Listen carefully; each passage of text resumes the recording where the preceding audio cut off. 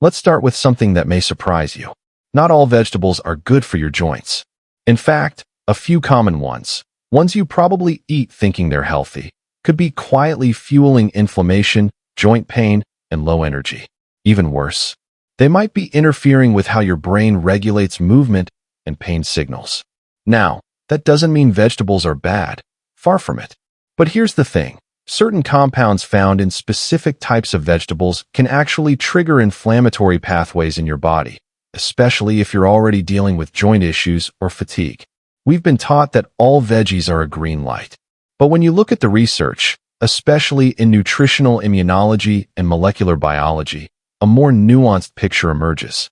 A few vegetables, when consumed in the wrong context or without preparation adjustments, can act more like stressors than supporters. And this matters, because your joints aren't just passive structures.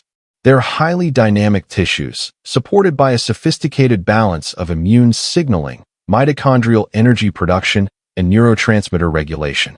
And when the inputs are off, when inflammation creeps up, you start to feel it in your knees, hips, spine, even in your motivation to move. That dull ache in your back, that stiffness in the morning, that lack of drive to get up and go. Your food is either helping that system or quietly making it worse. But here's the good news. You can flip this switch.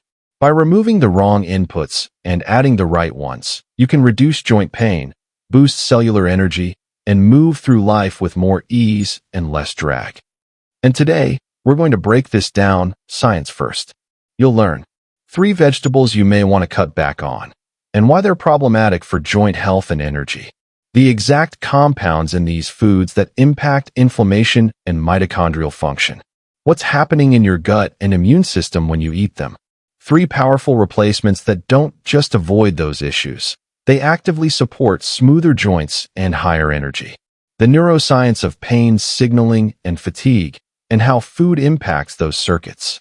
And practical, easy-to-apply food protocols you can start using today. No guesswork, no gimmicks. By the end of this video, you'll have a clear map, backed by science, of what to avoid, what to eat, and why it works. So whether you're dealing with arthritis, recovering from injury, or just want to stay sharp, energized, and mobile into your 40s, 50s, and beyond, this one's for you. Let's get into it.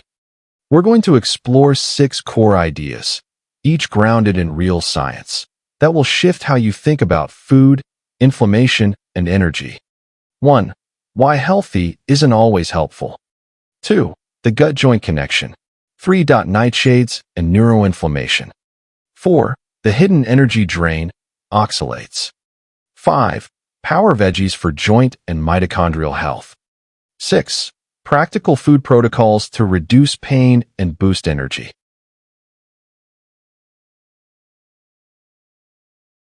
Let me ask you something. Have you ever cleaned up your diet, eaten more vegetables, and still felt stiff in your joints, maybe even more tired than before? That's not in your head. Some vegetables, even ones labeled as superfoods, contain natural compounds that are defensive in nature. They evolved to protect the plant from insects, fungi, and other threats. And while your body can usually handle small amounts, some people are genetically or metabolically more sensitive, especially if there's already inflammation or gut imbalance in play. Let's break this down. One major group of these compounds is called anti-nutrients. The big 3 here are oxalates, lectins, and phytates. Oxalates are found in high levels in spinach, beets, Swiss chard, and even almonds. What they do is bind to calcium, magnesium, and other minerals, making them harder for your body to absorb. That means even if you're eating enough calcium, you might not be getting it into your bones or joints. Worse, oxalates can crystallize in tissues. Some studies, like those published in the Clinical Kidney Journal, have shown oxalate accumulation in joints and kidneys in certain individuals, leading to inflammation, pain, and fatigue. And that sharp, needle-like pain some people feel in their knees or elbows. That could actually be oxalate crystals irritating local tissue. Then there are lectins, proteins found in beans, tomatoes, and peppers. Lectins can bind to the lining of your gut and increase permeability, often referred to as leaky gut. Once that gut barrier is compromised, immune-triggering particles like LPS, lipopolysaccharides, can enter the bloodstream and target, you guessed it, your joints. This is where joint inflammation starts to look more like a gut-origin immune issue than just a wear and tear problem. Now here's the nuance. Most people can handle some amount of these compounds, especially if they're cooking the vegetables properly. Boiling, pressure cooking, or fermenting helps break them down. But for people already dealing with chronic pain, autoimmune conditions, or gut imbalances, these foods can act like fuel on a smoldering fire. So here's what you can do.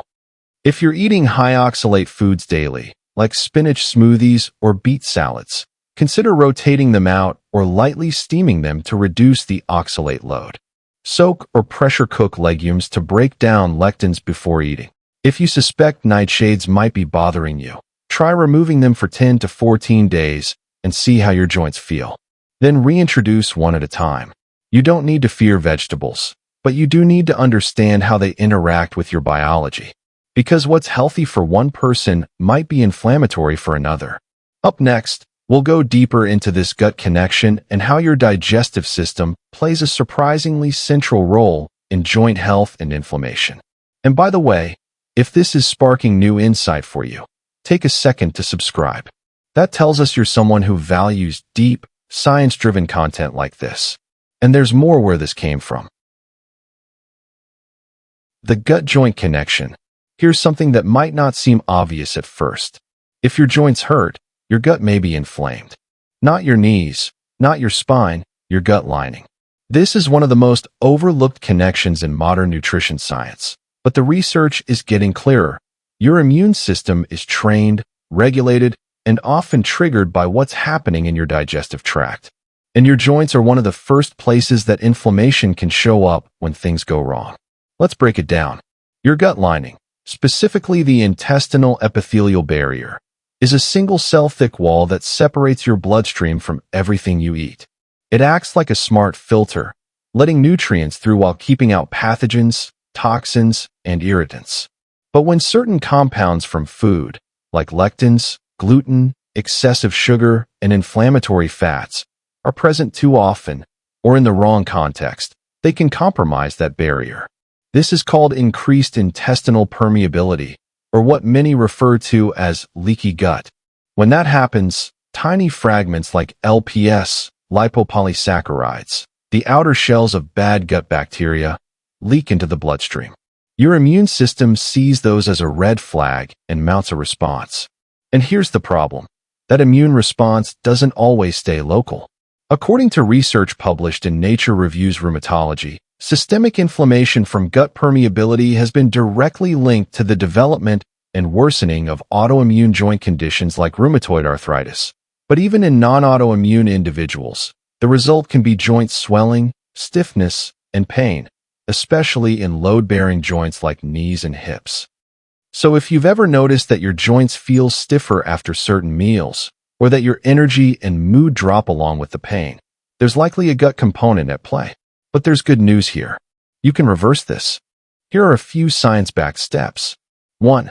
Start with removing known irritants like seed oils, processed sugars, and high-lectin vegetables, especially if you're already dealing with discomfort. Even a 2-week elimination can show noticeable improvements. 2.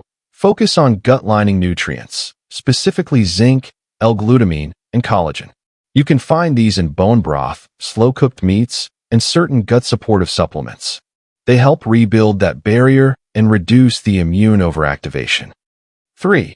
Include fermented foods like kefir, sauerkraut, and yogurt, or a quality probiotic, to help support a balanced gut microbiome.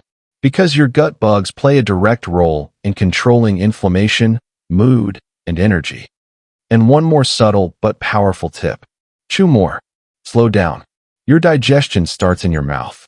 Rushed, distracted eating leads to poor breakdown of food and more undigested particles entering the gut, which means more opportunity for immune reactions.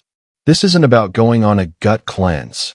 It's about restoring integrity to your body's first line of defense, so your joints can stop reacting to threats that don't belong.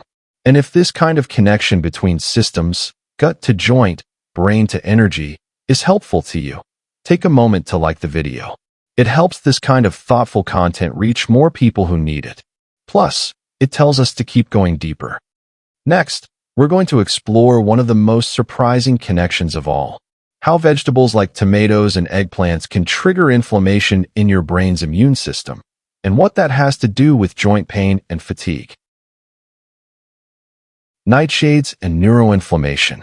Let's talk about a group of vegetables that's often praised for being colorful, nutrient-dense, and heart-healthy. But for some people, they're the hidden trigger behind chronic pain, fatigue, and even mood shifts. We're talking about nightshades, a plant family that includes tomatoes, potatoes, eggplants, bell peppers, and goji berries. Now, why would these cause problems? The answer lies in a compound called solanine, a naturally occurring glycoalkaloid that plants use as a defense mechanism. It's toxic to insects and fungi, but in humans, high levels or chronic exposure can irritate the gut, activate immune responses, and, here's where it gets more interesting, trigger neuroinflammation. So what's neuroinflammation? It's the activation of your brain's immune cells, called microglia. These cells are meant to protect your brain from invaders and injury. But when they're chronically activated by infections, poor sleep, or certain foods, they start to release inflammatory chemicals like IL-1 and TNF-alpha. And those chemicals don't just stay in your head. They influence how you feel physically and emotionally, leading to fatigue, fogginess, low motivation, and yes, joint pain.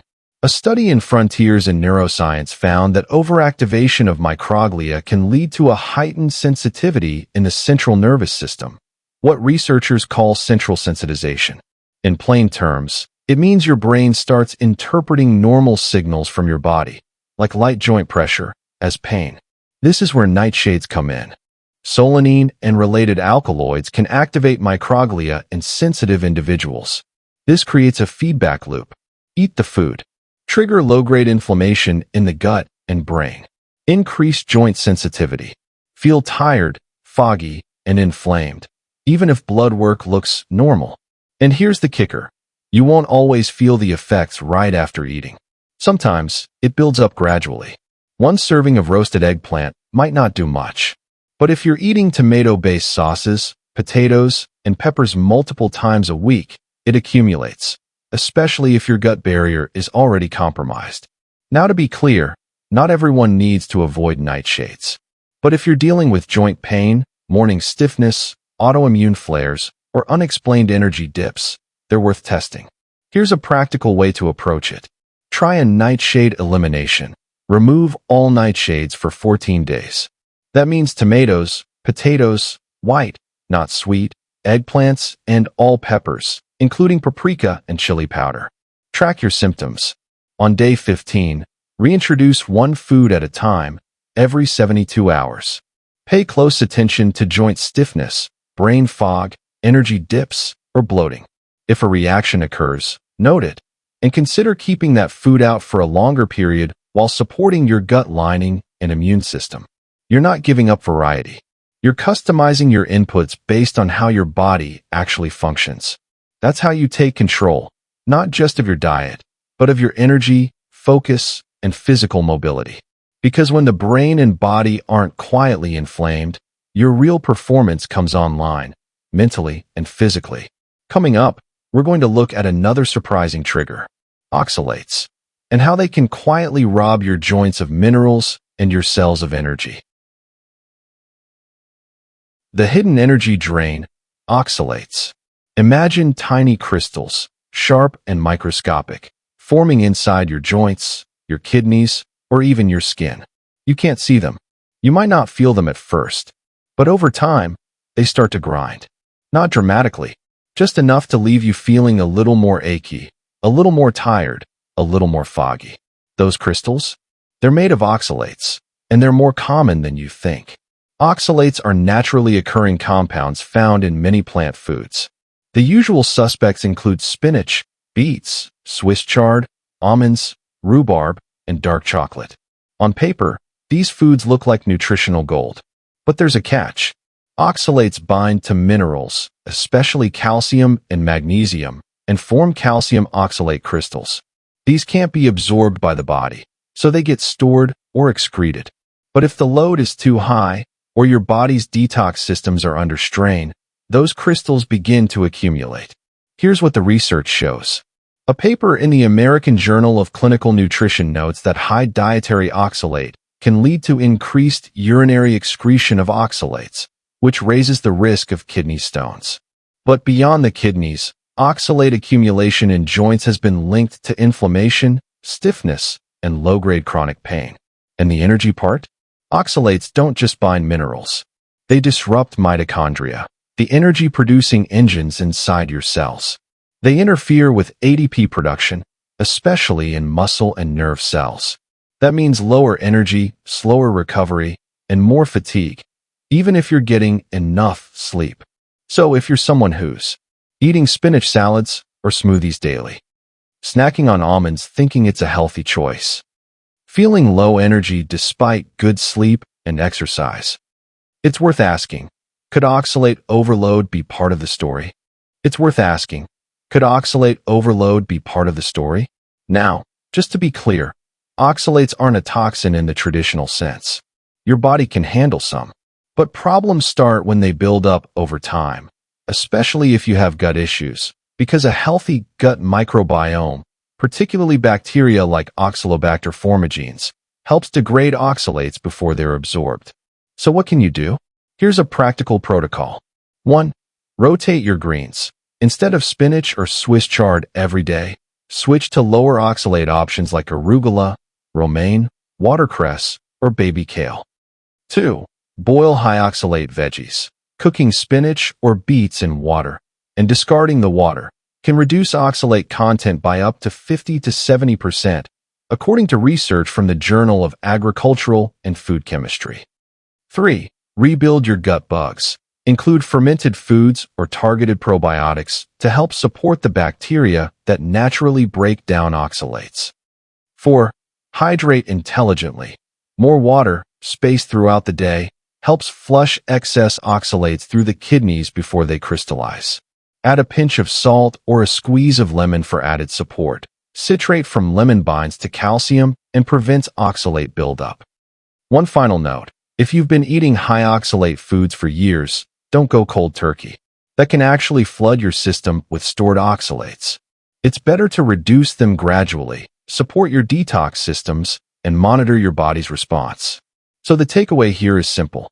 Oxalates aren't the enemy, but in excess, or in the wrong context, they become a drag on your system. And once you start reducing that load, you'll often feel lighter, clearer, and more mobile in ways that seem almost too subtle to be real, until they compound. Next, we'll flip the script and talk about which vegetables actually help reduce inflammation, support joint repair, and boost energy at the cellular level. Power veggies for joint and mitochondrial health. Let's be clear, the solution isn't to stop eating vegetables. The real solution is to eat the right ones, the ones that calm your immune system, support your mitochondria, and help your joints repair, not inflame. Because while some plant compounds act as irritants, others work like cellular medicine, fighting inflammation, improving detoxification, and feeding the bacteria in your gut that help regulate energy, pain, and recovery. So let's talk about the veggies that actually help your joints and energy. At the top of the list are cruciferous vegetables: broccoli, cauliflower, Brussels sprouts, cabbage, kale, arugula, and bok choy. These are rich in a compound called sulforaphane, which has been studied for its effects on reducing inflammation at the genetic level. Here's what the research shows. A study published in Arthritis and Rheumatism found that sulforaphane can block the enzymes responsible for joint degradation in osteoarthritis. It works by downregulating NF-kappa B, a key pathway involved in chronic inflammation. That means less joint wear and potentially even slowing the progression of arthritis in some people. Next, sulfur-rich alliums, garlic, onions, leeks. These are loaded with compounds like allicin and quercetin, which don't just reduce inflammation. They also support your liver's detox pathways, which is critical for clearing excess inflammatory byproducts from the bloodstream.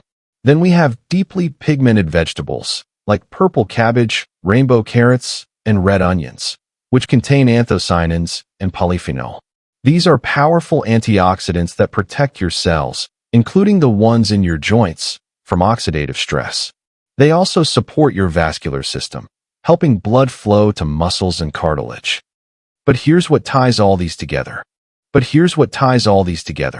They're low in anti-nutrients, rich in anti-inflammatory compounds, and tend to support rather than stress your digestive and immune systems. So how do you build your plate? Here's a simple protocol. Base your meals around cruciferous and sulfur-rich vegetables. Think roasted Brussels sprouts with garlic, sautéed kale with onions, or lightly steamed broccoli with lemon and olive oil. Aim for at least 2 colors per plate. More color usually means more polyphenol and antioxidant power. Purple cabbage plus orange carrots equals joint support plus brain fuel. Cook with healthy fats, like extra virgin olive oil or avocado oil, to help absorb fat-soluble vitamins, like A, D, E, and K, that are essential for joint tissue and mitochondrial energy. Include herbs like turmeric and ginger, which are technically roots, not veggies, but profoundly anti-inflammatory. Curcumin, the active ingredient in turmeric, has been shown to reduce joint pain in multiple randomized controlled trials, sometimes rivaling NSAIDs. And if you want to take it further, add a tablespoon of flaxseed or chia to meals for omega-3s. Rotate in sea vegetables like nori or dulse for trace minerals that support joint hydration and nerve signaling. The key is this. Instead of thinking of food just as fuel, think of it as instructional input. Every bite tells your body what to do: build or break down, repair or inflame, energize or exhaust. And once you start eating in a way that calms your system instead of triggering it, you'll start to notice it. Your joints feel smoother. You don't feel heavy after meals. Your focus lasts longer. That post-lunch slump, it's gone. In the final section, we're going to bring this all together and show you how to build a daily eating framework, one that helps you protect your joints, increase energy, and stay mobile and strong for the long haul. Practical food protocols to reduce pain and boost energy. By now, you understand the science. You've seen how certain vegetables can increase inflammation, drain your energy, and irritate your joints, and how others can do the exact opposite. But here's the real question. How do you actually apply this? What does a day of eating look like that protects your joints, supports your brain, and keeps your energy stable? Let's make it simple and actionable. We'll build this around a framework I call EAT. Evaluate, adjust, thrive. 1. Evaluate what's currently on your plate. Start by doing a 48-hour scan of what you're already eating. Keep it honest and observational. Snacks. Raw nuts? Better to soak them overnight first. Or opt for a boiled egg, a few olives, or some coconut yogurt with cinnamon. You don't have to be perfect, but if you clean up even 60 to 70% of your intake and remove the high-trigger foods for 2 weeks, you'll start to notice real changes. 3. Thrive with consistency and feedback. This isn't a diet. It's a strategy for long-term performance, physically, mentally, and emotionally. Keep a short food and feeling log. You don't need to track calories. Just note what you ate and how you felt 90 minutes later. Joints stiff? Brain foggy? Energy strong? That feedback becomes your compass. And over time, you'll fine-tune what works for your biology, not what some food pyramid told you. And here's one more tool you can use. Try this simple timing protocol to support your body's repair systems. Eat your last meal at least 3 hours before bed. That gives your body time to focus on repair, not digestion. And research shows it improves sleep quality and inflammation markers. Front-load your nutrients. More fiber, fat, and protein earlier in the day supports hormonal balance and stabilizes energy. What this really comes down to is this. You are not stuck with pain or fatigue. You're just missing the right inputs. And the body is incredibly responsive. Once you remove the irritants, restore the essentials, and fuel your biology instead of fighting it, you give your system permission to heal and perform. In the final section, we'll recap the biggest insights, reinforce the why, and offer a direct challenge. One habit you can start today that'll move you forward. This is where theory becomes something you can actually live by. Let's build a realistic and effective plan that minimizes joint pain, boosts energy, and still lets you enjoy food. 1. Cut the big 3 triggers, even if temporarily. Start by removing nightshades, tomatoes, peppers, eggplants, white potatoes, high oxalate greens, spinach, beet greens, Swiss chard, inflammatory seed oils, soybean, corn, canola. Try this for 14 to 21 days. Why? That's often enough time to notice a clear difference in joint stiffness and brain fog. 2. Add back inflammation-fighting veggies. Focus on cruciferous vegetables, broccoli, cauliflower, kale, arugula. Sulfur-rich choices, garlic, onions, leeks. Anti-inflammatory roots, turmeric and ginger, best with a bit of black pepper.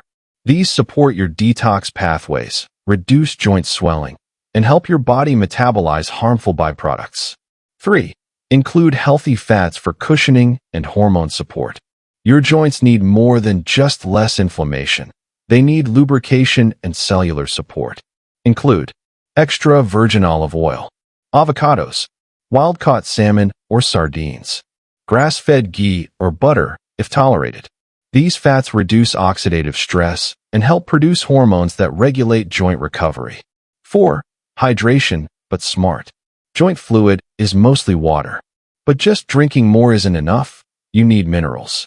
Add a pinch of sea salt or a splash of coconut water to your water. Try bone broth once a day. It hydrates and delivers collagen and glycine. 5. Timing matters, especially at night. Avoid your heaviest meals late in the evening. Give your body at least 3 hours between your last bite and bedtime. This helps your liver and joints recover overnight, instead of being busy digesting. 6. Track your response. You're the lab. Not everything works for everyone. Track morning joint stiffness, afternoon crashes or brain fog, any unusual cravings or digestive issues. Patterns will emerge, and that's your blueprint for what works for your biology. Here's the thing. Joint pain isn't just a result of getting older. It's the result of daily, invisible choices adding up over time. The good news? You can change those inputs. Let's recap what we covered. Nightshades like tomatoes and eggplant can silently trigger joint flare-ups, especially if you already have gut issues or autoimmune tendencies. Oxalate-rich greens like spinach may be healthy, in theory, but can worsen pain and brain fog in sensitive people. Seed oils and processed food inflame your joints from the inside out, and it shows in stiffness, poor recovery, and low energy. Better swaps like cruciferous veggies, turmeric, bone broth, and clean fats actually help your joints heal and cushion your body from within. Hydration plus mineral balance isn't about chugging more water. It's about absorbing what your joints need. Final thought. If you've been struggling with pain that doesn't quite go away and no one's giving you real answers, don't ignore your food. What you eat isn't just fuel. It's information. It tells your body to either calm inflammation or light the fire. What to do next? Try a 14-day elimination of nightshades, oxalates, and seed oils. Keep a log of how your joints feel each morning and afternoon. Focus on clean protein, healing fats, anti-inflammatory veggies, and hydration. Then reintroduce one group at a time and see what happens. Let your joints do the talking. Ready to take control of your energy and pain? It starts on your plate, not in a bottle.